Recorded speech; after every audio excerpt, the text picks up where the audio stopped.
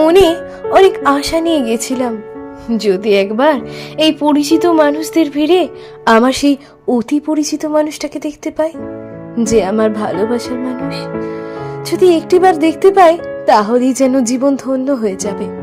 যখন তোমার মুখটা একটিবার দেখলাম, মনের সব অভিমান যেন ধুয়ে মুছে সাফ হয়ে গেল, আর এক ভালোবাসার বন্যা যেন মনকে ঘিরে ফেললো।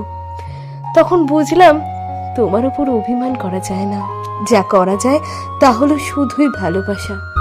কেটেছে একেলা বিরহের বেলা, আকাশ কুসুম চল